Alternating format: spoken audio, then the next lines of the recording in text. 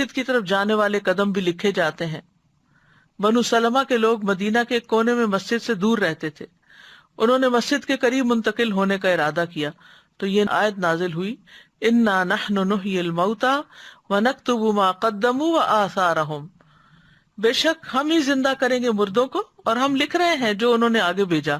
اور ان کے آثار بھی۔ تو رسول اللہ صلی اللہ علیہ وسلم نے فرمایا، بے شک تمہارے نشانات قدم لکھے جا رہے ہیں، یعنی انسان اپنے پاؤں سے چل کر جس زمین پر بھی جاتا ہے وہ زمین بھی گواہ بنے گی، اور وہ قدم اگر نیکی کے کام میں ہے تو ثواب کے طور پہ لکھے جائیں گے، اور اگر کسی برے کام سے اور برے ارادے سے انسان نکلا ہے یا اٹھا ہے اپنی جگہ سے تو وہ قدم اس کے برائی کے خانے میں لکھے جائیں گے۔ اسی طرح طواف میں اٹھائے گئے قدم وہ بھی لکھے جاتے ہیں۔ رسول اللہ صلی اللہ علیہ وسلم نے فرمایا، جو شخص گن کر طواف کے 7 چکر لگائے اور 2 رکعت نماز پڑھے تو یہ ایک غلام آزاد کرنے کے برابر ہے، یعنی ثواب ہے۔ اور جو شخص ایک قدم بھی اٹھاتا یا رکھتا ہے، یعنی ایک اٹھاتا ہے ایک رکھتا ہے ایک اٹھاتا ہے ایک رکھتا ہے، تو ہر قدم پر اس کے لیے 10 نیکیاں لکھی جاتی ہیں اور اس سے 10 گناہ مٹائے جاتے ہیں اور اس سے 10 درجات بلند کیے جاتے ہیں۔ اس سے انسان اندازہ کر سکتا ہے کہ کتنا زیادہ اجر و ثواب ہے۔ پھر حاجی کی سواری کے قدم لکھے جاتے ہیں۔ نبی صلی اللہ علیہ وسلم نے فرمایا، جب تم اپنے گھر سے بیت الحرام کے ارادے سے نکلتے ہو تو تمہاری اونٹنی کوئی قدم نہیں رکھتی اور نہ اسے اٹھاتی ہے، مگر اللہ تعالیٰ اس کے ساتھ تمہارے لیے ایک نیکی لکھ دیتا ہے اور تم سے ایک گناہ مٹا دیتا ہے۔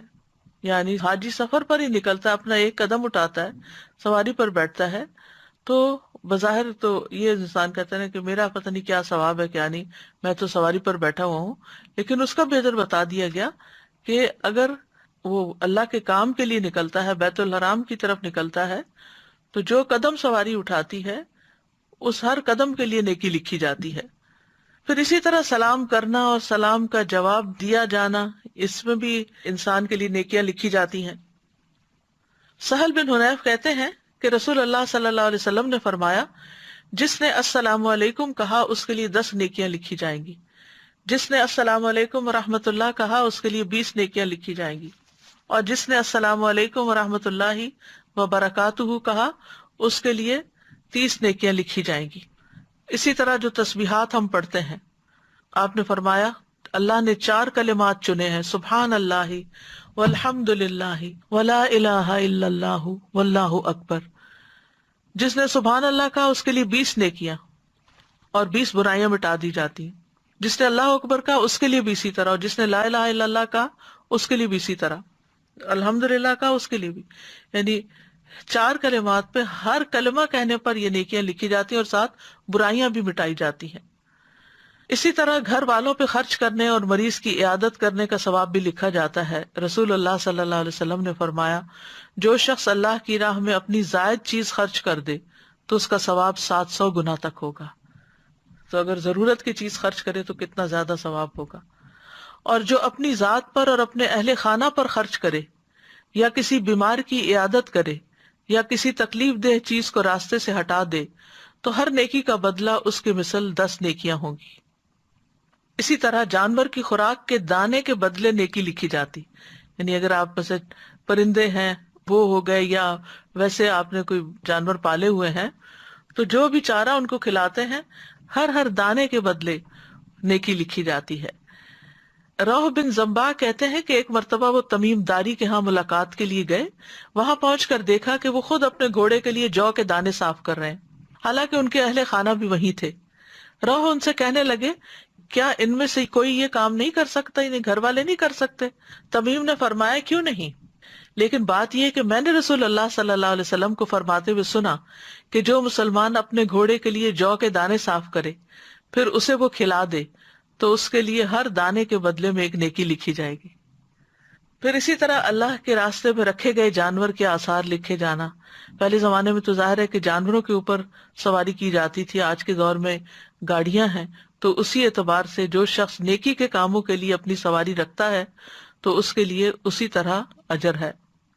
پھر اسی طرح لوگوں کو معاف کرنا لکھا جاتا ہے۔ رسول اللہ صلی اللہ علیہ وسلم نے فرمایا، تم سے پہلے آدمیوں میں سے ایک آدمی کا حساب لیا گیا تو اس کے پاس کوئی نیکی نہیں تھی مگر یہ کہ وہ لوگوں سے لین دین کیا کرتا تھا، وہ مالدار آدمی تھا، اپنے غلاموں کو حکم دیتا کہ وہ تنگ دست سے درگزر کریں، یعنی جو حالات تنگ ہے، نہیں دے سکتا قرضہ، واپس نہ دے، یا کوئی چیز خریدنا چاہتا ہے اور پیسے نہیں ہے اس کے پاس، تو اس کو چھوڑ دیں، آدھے چھوڑ دیں، پورے چھوڑ دیں۔ اور اللہ تبارک و تعالیٰ نے فرمایا ہم اس بات کے زیادہ حقدار ہیں کہ تم بھی اس سے درگزر کرو، یعنی فرشتوں سے کہا کہ تم بھی اس سے درگزر کرو۔ پھر اسی طرح لوگوں کی تکلیف پریشانی دور کرنا یہ بھی لکھا جاتا ہے۔ رسول اللہ صلی اللہ علیہ وسلم نے فرمایا جو شخص کسی مسلمان کی کسی پریشانی کو دور کرتا ہے اللہ تعالیٰ قیامت کے دن اس کی پریشانی کو دور کرے گا، اور جو کسی مسلمان کی پردہ پوشی کرتا ہے اللہ تعالیٰ قیامت کے دن اس کی پردہ پوشی فرمائے گا، یعنی اس کے عیب ظاہر نہیں کرے گا۔ اس لیے بہت ضروری ہے کہ انسان دوسروں کی غیبت نہ کرے، دوسروں کی عیب جوئی نہ کرے، دوسروں کی برائیاں کسی اور کے سامنے ظاہر نہ کرے۔ پھر راستے سے تکلیف دہ چیز ہٹانا، رسول اللہ صلی اللہ علیہ وسلم نے فرمایا جس نے مسلمانوں کے راستے سے تکلیف دہ چیز ہٹائی، کوئی فرنیچر ہے، کوئی اینٹ پتھر ہے، کسی قسم کی کوئی بھی چیز، اللہ اس کے لیے ایک نیکی لکھے گا، اور جس کے لیے اللہ نیکی لکھ دیتا ہے اسے اس کی وجہ سے جنت میں داخل کر دیتا ہے۔